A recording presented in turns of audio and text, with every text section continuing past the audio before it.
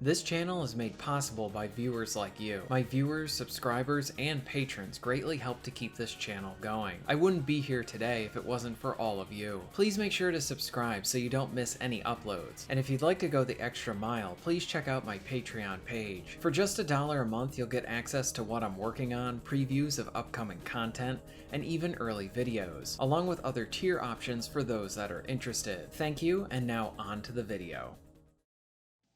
When you look at the games that Activision publishes, you might automatically think of all the recent Call of Duty titles, and this would make sense considering the amount of money and marketing that they put behind each of those games. Plus, they are generally released on an annual basis, so by the time one might be falling out of the zeitgeist, the next one is being ready to launch. But then there was a time where Activision would publish more than just a Call of Duty game each year. Now sure, there are other titles that they publish, but I miss the days of when we would get something different from what they would typically put out. A great example of this is the Western open world shooter Gun. Before Red Dead Redemption was even a thing, Gun delivered on a great experience with Hollywood talent, excellent production values, and a lot of fun. Gun is something of an underrated title, and oddly enough, there are plenty more gems in Activision's back catalog. Raven Software, most known for their work on their Call of Duty games now, had their hands in so many different genres. They worked on everything from memorable first-person shooters to action RPGs featuring the X-Men and some of Marvel's best. But their last game is something of a swan song for them, along with it being a gem in both Raven's and Activision's history. Singularity is an underrated first-person shooter and one that I often like to revisit.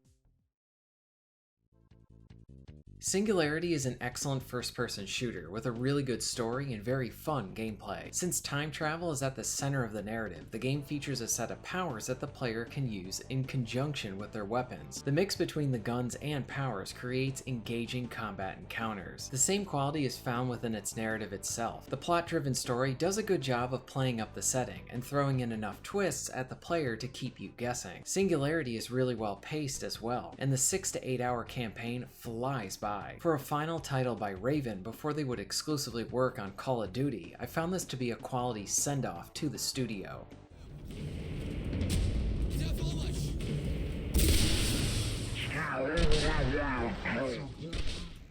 In Singularity, you have a nice selection of guns to choose from. The player starts with a pistol, and honestly, this is not the best weapon in the game. It does provide a decent amount of damage, but the slow rate of fire makes it a bit clunky to use. Thankfully, you only need to use it in the beginning area, as the game likes to provide plenty of other options. I usually found myself using a combination of the assault rifle and shotgun. The assault rifle is an all-around great gun, perfect for long and short distance fights, whereas the shotgun is much better for up-close action, and considering that there is plenty of close combat, you want to have that shotgun with you. Then you have some of the more destructive weapons like the chain gun and rocket launcher. I usually would swap to the sniper rifle whenever it was available, because it's easily one of the best weapons in the game. It has a special ability that allows you to slow down time and let you surgically pick where you want to hit your enemy. The spike gun is Singularity's version of a railgun, and a grenade launcher which has a fun alternative fire that will let you roll around an explosive on the ground. But none of these weapons can compare to the awesomeness of the Seeker. This is easily the best weapon in the game, and you know the developers love their own creation. The reason I say this is that there are dedicated sections where the game gives you the Seeker and essentially just tells the player to have fun with it. This weapon allows you to fire it off and manually control the bullet to its target.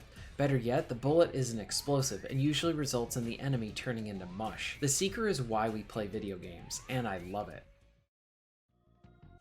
So overall, the sound and impact to the shooting is very satisfying. Being that this is a Raven first-person shooter, you know that there will be a liberal amount of blood and dismemberment. Most weapons will cause some form of limb removal, or even the head to pop off. The violence is over the top and delightfully gamey. Singularity also provides a handful of interesting powers to use. With the touch of a button, you can age and de-age set objects within the environment. This is mostly reserved for some of the puzzle areas, but it can be used on enemies as well. Humans will evaporate from existence with a cool effect, and when used on some of the mutants, this can cause the ones that teleport to move very slowly, making them easier to kill. Anti-gravity gives you the ability to pick up objects within the environment. Again, just like the aging and de-aging, this is used in the puzzles of the game, but it has a great use for combat as well. There's plenty of red barrels that you can pick up and toss at enemies. Some enemies even come armed with shields, and you can pull the shield away from them, but even better yet, you can use this as a means to close the distance, as it provides protection now out for you. Thrown grenades can be sucked up and shot back at an enemy who threw them at you. But the most satisfying application of the anti-gravity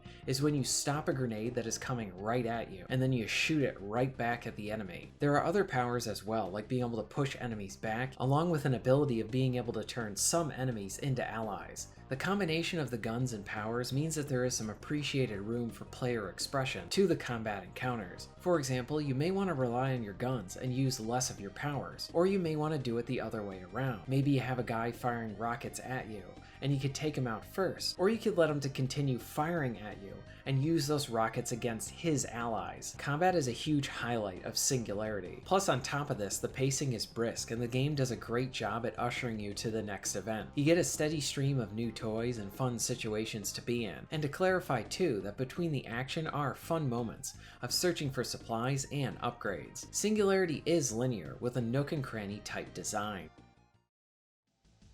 Story-wise, the less I say about it, the better. The backdrop is the Cold War, and you are sent to investigate an island. A lot happens within the first 30 minutes to set up everything, along with getting you invested in the mystery. The game holds back much of these answers until the final moments, and once revealed, you get some fun choices that affect how the ending plays out. Now, the story is more plot-driven than character-driven, so do not expect deep character development. There is decent characterization here with a satisfying story. This is a great game, and one of my favorites from that generation. Even so, there are flaws as well. The puzzles are an area that could use some improvement. Many of them are rather simple and still fun to do, but this is an area that the game seems like it could do a lot more, considering what the TMD could do in this game. I do know that the team had a rough development with this title, and in many cases they were cutting and trying to figure out what worked down to the final moments of development. So I think puzzles being simplistic comes from this. Another example is how you can use the grenade launcher to roll an explosive around. This is really cool and used in a puzzle, but then that application is never done again. These missed opportunities in the puzzle department are what sticks out while playing the game. Again, what is here is still great, but if a sequel was ever made, I would love to see them work on this area. Singularity is a great first-person shooter and a title that always deserves more attention. It is a time travel FPS that manages to deliver on providing deadly weapons to use along with enjoyable powers. Plus, the game is a great example of player empowerment. There are so many great moments that stick out as being extremely fun, from the always great Seeker sequences to a section that turns your force push into a god-tier destruction item, and instead of just pushing enemies, it blows them to pieces. The shooting is satisfying along with the powers, and it doesn't hurt either that the narrative is very enjoyable too. The puzzles are simple yet fun, but they do feel like this is the area that took the biggest hit because of the less than ideal development. If you haven't played Singularity, it is worth picking it up on GOG or one of the consoles and giving it a run through. Have you played Singularity? Let me know your thoughts down in the comments below.